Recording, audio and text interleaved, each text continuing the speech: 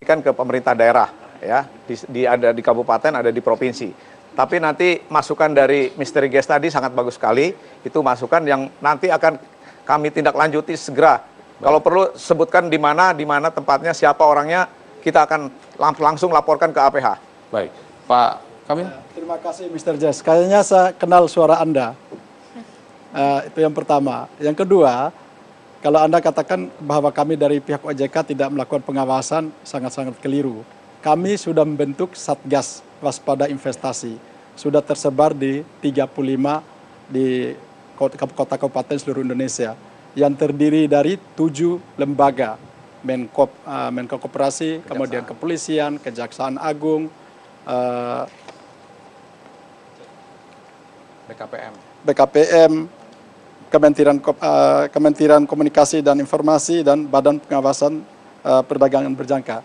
Kami dengan APLI juga selalu memberikan sosialisasi, edukasi kepada masyarakat. Sama halnya seperti apa yang disampaikan sama Pak Sekjen tadi. Kami minta dengan hormat Anda melaporkan koperasi-koperasi yang ilegal itu di wilayah Anda, sehingga kami bisa melakukan tindakan segera. Baik, sebelum tanggapan Mr. Tony, saya mau dengar, ini ada teman-teman dari korban, mungkin Ibu bisa, siapa Bu namanya Bu? Murniati SP. Iya, gimana Bu ceritanya, kabarnya Anda dan teman-teman jadi korban? Iya, saya semuanya dengan rekan-rekan semuanya kena korban, yaitu dengan namanya Trading Gold Community. Yaitu orangnya ada di Boyolali, tapi kita transaksinya di sini gitu Pak. Melalui via online, via WhatsApp.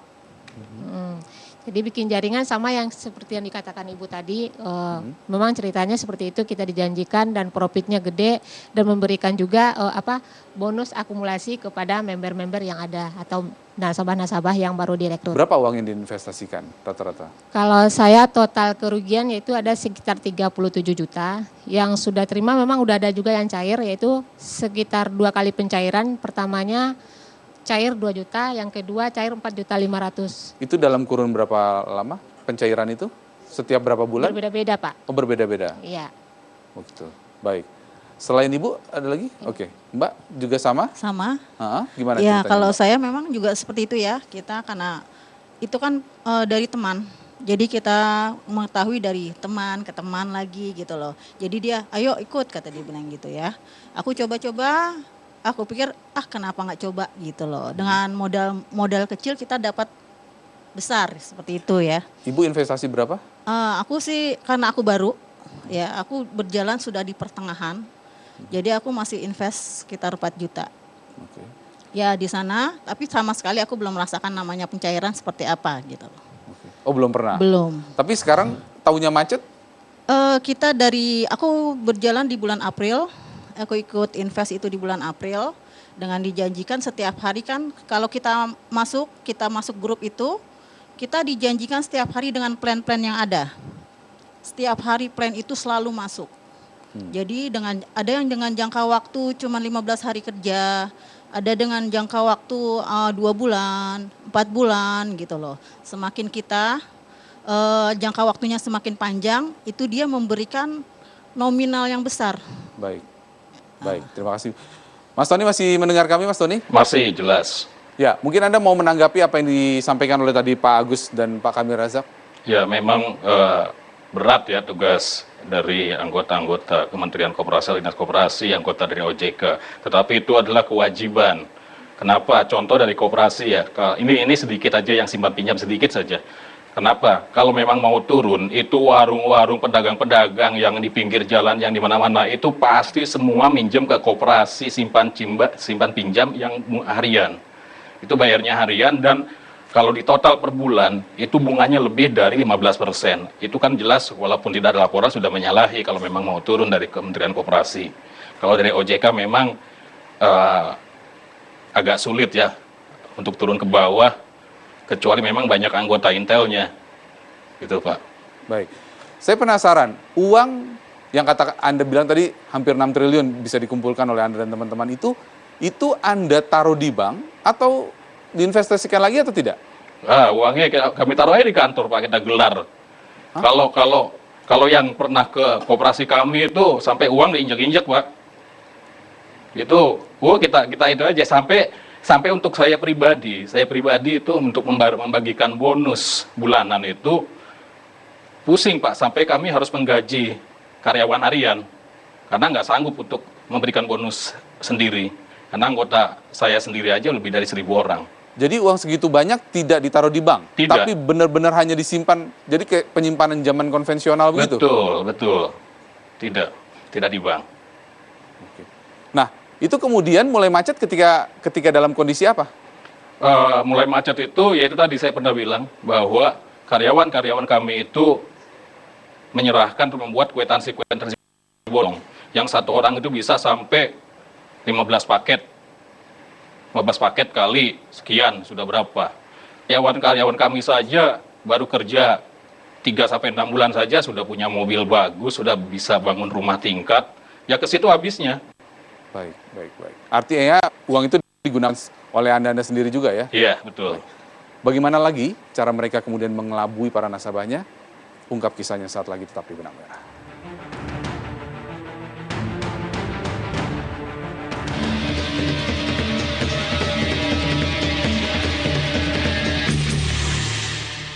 Woods dikenal sebagai spesialis ledakan batu yang dipercaya. Anda masih bersama Benang Merah, saya mau ke Mbak Ina. Tadi kalau dijelaskan, uang segitu besar, mungkinkah tidak dimasukkan ke dalam bank, bahkan hanya disimpan di kantor? Mungkin aja. Mungkin aja karena memang mereka itu kan jual mimpi kan. Kadang uang itu tidak hanya diinjak-injak. Tadi kan menurut pengakuan Misteri Gas uang sampai diinjak-injak. Bahkan itu kalau ada yang lebih ekstrim lagi, uang itu disusun rapi, terus tidur di atas uangnya. Kemudian dia foto, update status kan di sosial media. Karena mereka kan jual mimpi kan, jual mimpi. Pengen seperti saya, join atau gabung di koperasi ABCD. Jadi memang daya tariknya luar biasa. Dan bodohnya masyarakat kita, yaitu percaya, pengen bisa tidur di atas tumpukan uang. Jadi ngarepin join di koperasi itu dengan harapan mendapatkan bonus yang sama, ternyata tertipu. Nah sebenarnya kalau masyarakat kita cerdas ya, kita bisa lihat uang yang segitu banyak tidak disetorkan ke bank, ya itu kan berarti tidak bisa dimanfaatkan. Katakan kalau dia depositokan, kan bisa ada bunga 6 triliun itu bukan uang yang sedikit ya Pak, pasti bunganya besar sekali. Nah, itulah karena masyarakat kita tidak mengerti, hanya di depannya uang, dan berpikir ingin seperti itu, ingin memiliki uang seperti itu tanpa berpikir kenapa nggak didepositoin, kenapa nggak disimpan di bank yang akhirnya bunga itu bisa dibayarkan kepada anggotanya. Itu kan. Pak Kamil. Ya, saya ingin menambahkan sedikit dulu tadi. Itu kan salah satu modus operandi yang dilakukan oleh para penjual mimpi ini, investasi bodong ini untuk menarik masyarakat supaya percaya bahwa memang benar-benar itu keuntungannya itu besar. Terus yang kedua, kalau dia menyimpan di bank, tentu kan pasti dari pihak perbankan atau dari pihak PPATK itu akan melacak uang ini dari mana. Itu pasti ada ketakutan seperti itu mereka. Kan profilnya akan dilihat. Dia melakukan perdagangan apa, menjual apa, berapa keuntungan, itu pasti dihitung. Makanya dia lebih baik simpan di rumah. Yang kedua, kan sesuai dengan apa yang ditanyakan dari para korban tadi, itu kan ada dijanjikan dikembalikan 15 hari, 30 hari. Kalau dia simpan di bank, dia juga akan kesulitan untuk menarik uang itu. Itu makanya mereka tidak simpan di bank. Bagus. Ya, saya ingin menyampaikan ya, kami punya data koperasi, ya jumlahnya 212.000 by name by address dengan online data system yang aktif dan melaksanakan RAT itu ada 82.000. Artinya 82.000 ini udah benar-benar koperasi yang kita kasih sertifikat nomor induk koperasi. Jadi total yang aktifnya itu sebetulnya 152.000. Itu datanya ada. Nah, kami sudah konfirmasi dengan seluruh dinas-dinas koperasi ya. Itu sebetulnya nyaris hampir tidak ada yang melakukan praktek seperti yang diceritakan tadi. Nah, yang dilakukan oleh mereka yang pengurus-pengurus yang mungkin ya melakukan penyalahgunaan itu atas nama pribadi atau bahkan menggunakan nama koperasi sebagai alat untuk menghimpun dana tadi. Tapi saya menghargai masukan dari Misteri Gas ya. Kalau memang ada itu koperasinya, kita akan cek dan kita akan turun langsung. kita sudah minta kepada seluruh kepala dinas koperasi dan UKM untuk mengecek 152.000 koperasi itu. Dan baru hampir mungkin 3 minggu yang lalu kita sudah rapatkan, dan awal bulan Desember ini, minggu pertama ini, yang 62.000 itu sudah langsung dibubarkan. Ya, kita minta konfirmasi selama 6 bulan, kalau memang dia tidak ada konfirmasi, dia bubar. Nah, mungkin ini koperasi-koperasi yang tadinya tidak aktif ini disalahgunakan ya untuk menarik investor, menarik mimpi tadi. Nah, jadi kami sangat terima kasih kalau ada masukan dari masyarakat, koperasi mana, bahkan kami sudah minta kepada Deputi Bidang Pengawasan, kalau ada koperasi yang memberikan jasa di atas 10% bunga per bulan, kita akan langsung turun ke lapangan. Baik. Jadi artinya sekali lagi mohon koperasi ini jangan disalahgunakan. Ini koperasi ini adalah amanat pendiri bangsa ini, begitu ya. Dia mempunyai nilai-nilai dasar, prinsip-prinsip koperasi. Karena di koperasi itu pasti kalau mau transaksi ada buku anggotanya. Nanti kita cek, ya ada buku anggota, dan di sana sudah jelas bahwa kalau anggota ada yang tidak beres, langsung ketahuan oleh anggota lainnya. Baik. Ini Baik. mungkin yang ingin Mas Tony masih mendengar kami? Iya, Pak. Iya, Pak. Tadi Anda ceritakan bahwa uang-uang itu ternyata uang-uang titipan dari nasabah lah, katakan begitu, digunakan sendiri oleh Anda dan kawan-kawan dengan karyawan. Begitu ya? Iya, betul. Jadi uang-uang yang dititipkan ke Anda itu digunakan seenak-enaknya begitu aja? Oleh karyawan kami memang seenaknya saja. Tapi awalnya kalau kami kan memang ada bisnisnya awalnya. Bisnis jual daging, jual sembako. Tapi akhirnya semakin besar ya, apalagi ada karyawan-karyawan yang korupnya luar biasa, ya selesai sudah. Akhirnya ya itu tadi. Kita seenaknya aja kita gunakan uang-uang nasabah kami. Nah, soal nasabah, apakah nasabah-nasabah yang kemudian golongan berpunya, berpendidikan tinggi, berpangkat, atau apapun lah orang-orang yang dikatakan pendidikannya cukup baik, itu juga menjadi nasabah Anda? Iya, dari mulai tukang cukur sampai insinyur ada nasabah kami. Dari mulai gerobak dorong sampai dokter ada nasabah kami. Oke. Pejabat ada? Kalau datanya pejabat, kita nggak tahu pekerjaannya apa ya, di situ cuma pegawai gitu. Oke. PNS? PNS ada. Oke. Aparat keamanan pun ada. Oke. Apa sih yang jadi senjata Anda sehingga kemudian orang-orang berpendidikan, orang-orang DHF itu mau ikut gitu ya, terperangkap dalam janji manis atau bisnis mimpi yang Anda jalankan? Yang pertama ya itu tadi, pertama-tama kita sudah buktikan keuntungan yang besar, kemudian kita punya marketing yang handal di tiap daerah, itu aja ujung tombak yang bergerak, meyakinkan para nasabah sehingga bisa menanamkan uangnya atau investasi ke perusahaan kami. Oke. Nah, itu di tahun keberapa kemudian bisnis itu macet? Tahun kedua itu udah mulai macet. Jadi kita menekankan kepada koordinator-koordinator di tiap daerah, kepada marketing kami, supaya menjaring terus anggota sebanyak-banyaknya. Dan si anggota tersebut harus mendapatkan anggota lagi. Jadi member get member. Oke, baik. Apa yang bisa dilakukan untuk menghentikan ini semua? Tunggu kami saat lagi, tetap di Benang Merah.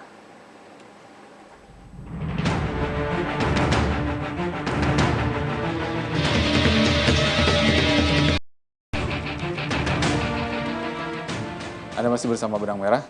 Mas Tony? Mas Tony? Iya, Pak.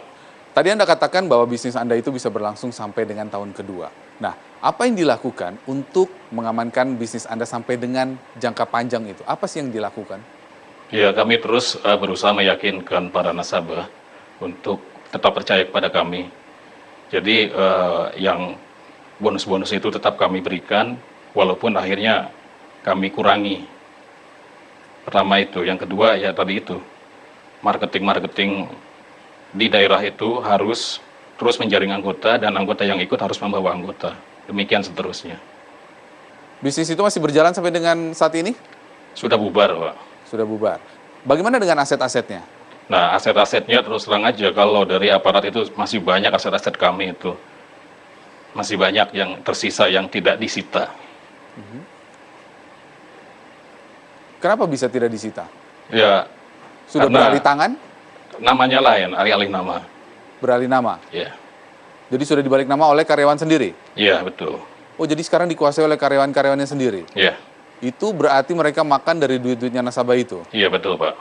Kalau bisa dihitung ada berapa itu asetnya? Wah, masih banyak, Pak. Masih sekarang satu tempat aja kalau dinilai itu katakanlah nilai aset 2 miliar dari berapa puluh tempat udah berapa puluh miliar. Nah, itu kemudian uang-uang nasabah semua bisa dikembalikan? Tidak, Pak. Selesai sudah. Anda masih didatangi nggak oleh para nasabah-nasabah itu? Kita kan sudah jauh-jauh hari sudah menghilang, Pak. Ya, Kabur. namanya bisnis Samsipa kan gitu, Pak. Hampir semua bisnis Samsipa 378 ya semua begitu, Pak. Oke, baik. Terakhir, apa tips yang bisa disampaikan Anda sebagai pelaku lah, agar masyarakat tidak tertipu oleh Anda dan teman-teman seperti ini? Yang pertama, jangan mudah tergiur oleh keuntungan yang besar, itu jelas. Tidak mungkin usaha itu untungnya besar, itu nggak mungkin. Modal kecil ya dapatnya juga kecil. Jadi kalau kita mau mancing ikan hiu, ya harus nggak boleh ikan teri modalnya. Yang kedua, si penanam modal harus tahu jenis usahanya, harus datang langsung ke tempat, lihat usahanya ada atau tidak, berjalan atau tidak. Yang ketiga, jangan serakah. Kebanyakan yang ikut di kami itu orang-orang, maaf ya, satu, orang-orang yang butuh duit, yang kedua itu kebanyakan orang-orang serakah yang pengen cepet kaya. Itu aja saran dari saya. Baik. Terakhir Mbak Ina, apa yang bisa dilakukan agar tidak banyak jadi korban? Selama ini APLI sudah menjadi mitra dari Satgas Waspada. Kita sudah rutin ya Pak, roadshow ke daerah, sosialisasi ke masyarakat bersama OJK, Perdagangan dan Bareskrim untuk menyadarkan masyarakat. Karena memang semua itu kuncinya cuma satu, kesadaran masyarakat. Seketat apapun peraturan, sekencang apapun pengawasan, tapi kalau masyarakat yang nggak sadar, semuanya nonsen, nggak akan berhasil. Dan saya juga berharap ke Pak OJK agar lebih ditingkatkan sosialisasi kita, mungkin lebih rutin, dan dari Kementerian UKM dan Koperasi selama ini jujur saja kita belum pernah dimintain bantuan ya untuk sosialisasi do and don't-nya itu kita belum sama sekali. Selama ini kita baru dengan OJK saja, padahal kan Bapak juga tergabung dalam Satgas Waspada. Kita ikut juga dengan OJK, dengan Bareskrim kita ikut. Tapi kita belum mungkin pernah satu belum ini kenal, kali ya ya. Pak. Iya. Oh, oke. Ya. Baik, mungkin setelah ini bisa. Oke. Pak Kamil, terakhir. Terima kasih. Pesan supaya tidak tertipu, yang pertama kepada masyarakat. Kalau sudah ada janji-janji bunga sekian persen di atas bunga bank, berarti itu udah bohong. Anda lebih baik simpan uangnya di bank. Karena ketentuan perbankan tuh nggak ada bunga di atas 10% dalam 1 tahun. Apalagi ini dia menjanjikan 20% sampai 30% 1 tahun, satu bulan. Bahkan hitungannya per 15 hari. Itu yang pertama. Yang kedua, mungkin mohon izin Pak dari Menko Koperasi. Selama ini koperasi pengawasan itu kan oleh internal anggota. Mungkin perlu dibentuk pengawasan yang begitu ketat dari Menteri Koperasi itu sendiri. Sehingga setiap saat itu bisa dilakukan evaluasi apakah koperasi ini berjalan dengan baik atau tidak. Kami dalam Satgas investasi ini, Waspada Investasi, sudah tersebar dalam 35 Satgas sudah dibentuk, dan hampir tiap minggu kami melakukan bersama-sama dengan APLI, dengan Menko dan dari Bareskrim, itu melakukan sosialisasi, melakukan edukasi kepada masyarakat. Apabila masih terdapat investasi yang menjanjikan, yang jual mimpi ini, kami harapkan masyarakat segera lapor ke sini. Oke, baik. Kami di sana ada perlindungan konsumen untuk segera bapak-bapak, ibu-ibu laporkan supaya kami melakukan tindakan. Baik. Kalau sudah ada laporan dan dia jelas melanggar hukum, bukan saja kita kenakan pada tindak pidana menjalankan usaha serupa bank, juga kita kenakan pada tindak pidana penipuan, penggelapan, bahkan tindak pidana pencucian uang. Nah, nanti saya pengen ketemu Mr. Jas tadi, masih ada beberapa aset yang belum disita oleh aparat, itu kita akan, kalau bisa, ya terus terang aja sama kami, karena korbannya itu adalah masyarakat, Anda dosanya nanti luar biasa.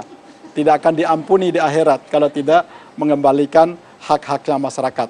Jadi tolong kasih tahu kami supaya kami bisa melakukan aset tracing terhadap hasil-hasil kejahatan yang baik yang dilakukan oleh Anda sendiri maupun dilakukan oleh karyawannya.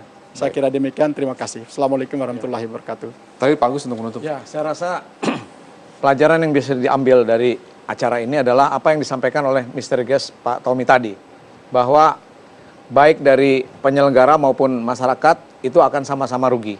Nah, kami berharap masyarakat tetap waspada ya. Kalau ada hal-hal yang perlu disampaikan, diadukan, silakan ke call center kami di 1.500 187. Oke, 1.500 187. 187. Kita siap untuk menerima pengaduan 24 jam ya. Jadi sekali lagi sama saya pikir dari OJK dan APLI juga, kita memang dengan OJK, dengan Bareskrim, dengan Kementerian Kominfo kita lakukan satu rutin pengawasan melalui Satgas tadi. Tapi sekali lagi saya tekankan bahwa praktek investasi bodong itu bukan dilakukan oleh koperasi sebagai lembaga hukum, tapi oleh oknum yang mengatasnamakan koperasi.